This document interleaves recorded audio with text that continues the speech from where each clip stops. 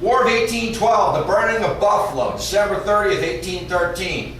The people of Black Rock and Buffalo seemed to think differently, for we could hear all night long the tramp of the fugitives. Wagons and horses were not plenty then, and most of the panic-struck ones fled on foot.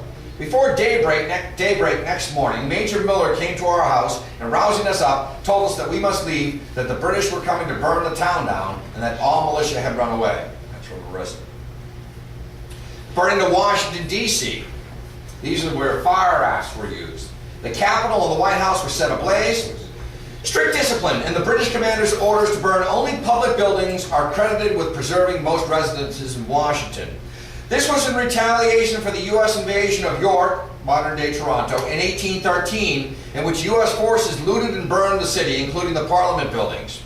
Of the many spoils taken from the White House when it was ransacked by British troops, only 2 have been recovered. One was a painting of George Washington, rescued by then First Lady Dolly Madison, and a jewelry box returned to President Roosevelt in 1939 by a Canadian man who said his grandfather had taken it from Washington. Urban legend of Montreal states that the original doors to the White House are located in the Black Watch building on Blurry Street. Now, this is actually the second Great Fire of New York. It's December 16th through the 17th, 1835. It began in the evening at a warehouse on 25 Merchant Road, which is now Beaver Street, between Hanover Square and Wall Street. Snow-covered city, 17 degrees below zero, and it was fed by northwest gale force winds. Imagine that as a firefighter. Can't even get a stream onto the fire, and the city is laden with snow. Firefighters had to cut holes in the frozen East River to get water. Water froze in hoses and in the pumps. Attempts to blow up buildings in its path were thwarted due to a lack of gunpowder in Manhattan. Firefighters in Philadelphia said they could see signs of the fire there, so they could see it all the way from Philadelphia. About 2 a.m., Marines returned with gunpowder from the Brooklyn Navy Yard. By then, the fire covered 50 acres, 17 blocks of the city, destroying between 530 and 700 buildings. Many stores were new, with iron shutters and doors and copper roofs.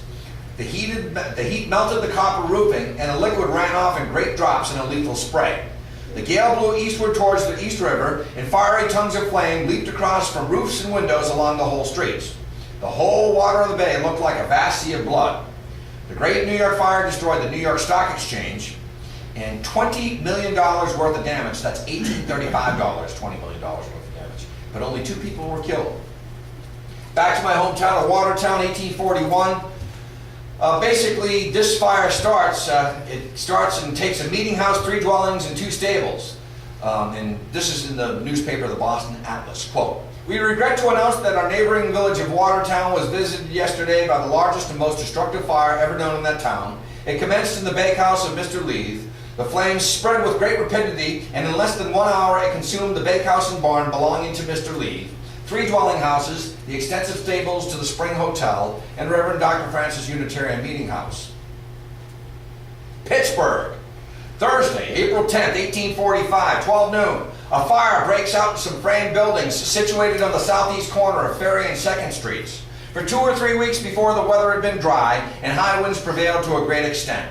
Its eastern course was arrested only when every house or building, with few exceptions, was destroyed. It passed from city into Kensington and then destroyed that town. The city lost at least 1/3 the geographical extent of the city and 2/3 of its value. The loss cannot fall short of $6 or $8 million. That's $1845. One of my favorite is the Great Nantucket Fire. This is the fire where 2 firefighting brigades came in contact on Main Street and started a fist fight to see who would have the honor of putting out the fight. And they both lost. The first major fire took place in 1838 in Nantucket, and this one began on Main Street. So barrels of whale oil exploded, and burning oil and burning barrels rolling down into the ocean rolled into the water, creating what one man described as a sea of fire. 7 hours later, most of the town's commercial area lay in ashes. 250 buildings, almost all the markets and shops, 7 factories that processed whale oil, 12 warehouses, 3 of the town's 4 wharves, and many homes. And this ended Nantucket's reign as the whaling capital of the world. St. Louis, 1849. This was a huge fire, and it destroyed a significant part of the city and many dock steamboats. The paddle boat, White Cloud on Cherry Street dock, was ablaze. The First fire in U.S. history in which a firefighter was killed in the line of duty. His name was Captain Thomas B. Tardy, and he was killed while trying to blast a fire break.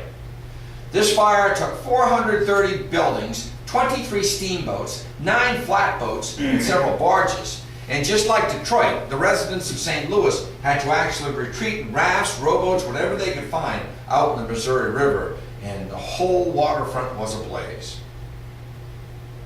Troy, New York, May 10th, 1862. 500 to 600 buildings were lost in a blaze with a total loss of $3 million. That's $1862. You can still see remnants of that fire if you go through Troy today. Why you'd want to go through Troy, I know not. San Francisco, what killed the people in San Francisco? Was it the earthquake or the fire in 1906? It was the fire for sure, absolutely. In fact, people say, just digressing here, that they didn't really give the accurate count of how many people died. That they think it was thousands, not hundreds. But there are 6 great 19th century fires in San Francisco alone.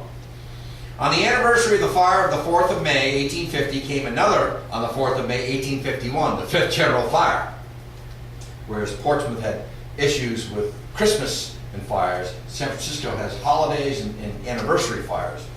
Well, the city was appalled by these repeated calamities, and it began to be a confirmed conviction that they were not accidental, but they were incendiary, and an arsonist was involved. And you can see the area that it took out San Francisco. On the 22nd of June, 1851, the 6th and happily the last general fire up until the Great Earthquake, and the severest of all occurred. Of course, Shermans March to the sea. He had 62,000 men. And he began November 16, 1864 by burning Atlanta, marched all the way to the sea, and where he wound up on December 22nd, 1864, and burned Savannah to the ground. What do they call those Sherman neckties? Bow ties, when they rip up the rail and the Union soldiers would twist up the rail so the Confederates wouldn't be able to run anything through. I got to tell you something. I was marching in the parade with the Lincoln Minutemen, and it's Ipswich parade, and here come the Confederates marching. And I'm doffing my hat, and Civil War. Confederates, turn around. Nah, what are you doing up here? I'm going to waltz in with my Union uniform now. More Charleston fires. Here's Charleston getting hit again in the 1800s. April 1838, a fruit vendor store at the corner of King Street and Beresford Alley burns eastward. 1,200 buildings go up in Charleston. $5 million worth of damage.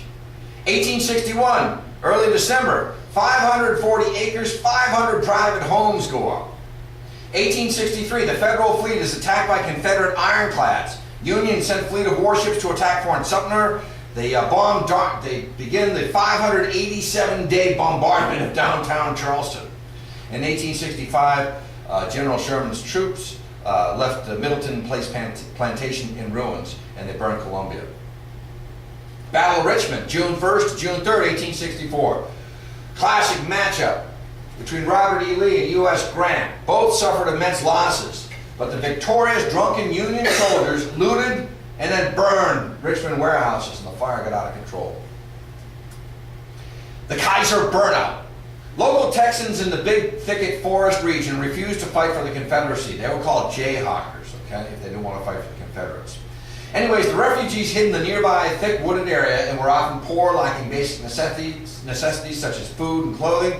They'd live off the land and salvaged corn sacks from timber crates for clothing.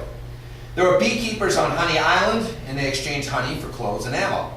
Well, in spring of 1865, a Confederate captain named Charlie Bullock captured some of these refugees and locked them up in a shack near Woodville. They escaped, and shortly after, Confederate Captain James Kaiser set fire to the canebrake region near Honey Island. Well, the heat of the blaze was so hot that it would permanently scar the land as the cane never grew back.